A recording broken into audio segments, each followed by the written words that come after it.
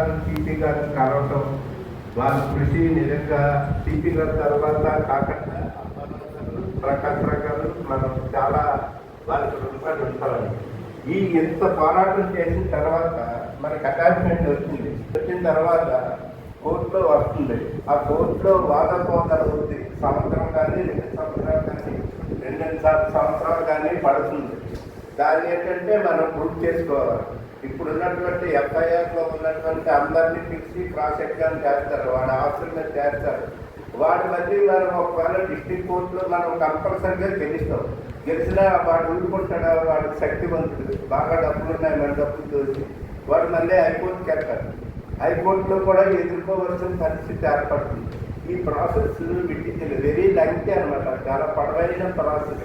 కాబట్టి ఈ ప్రాసెస్లో మనం గెలవాలి అంటే మనం ఆర్థికంగా బలోపేతం అవ్వాలి. ఆర్థికంగా బలోపేతం అవ్వాలంటే కంపల్సరీగా మనం మన 126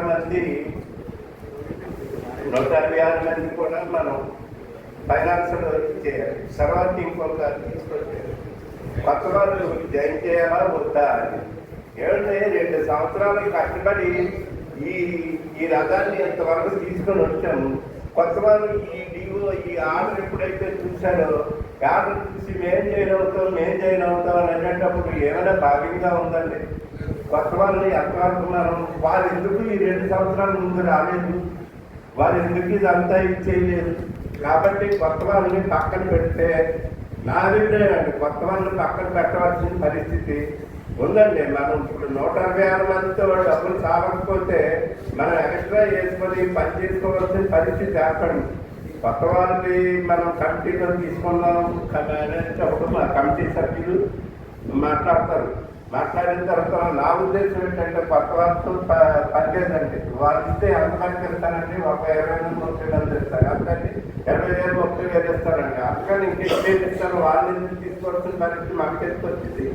రెండోది ఏంటంటే ఇప్పుడు ఉన్న వాళ్ళకి స్టార్ట్ చెప్తారు ఏంటంటే కొంతమందిని ఎలిమినేట్ చేస్తామని, ఏమీ ఇవ్వలేదు. మన బైలాస్లో ప్రకారంగా కాకుండా ఎంతమంది ఇవ్వలేదు అనేది వాళ్ళకి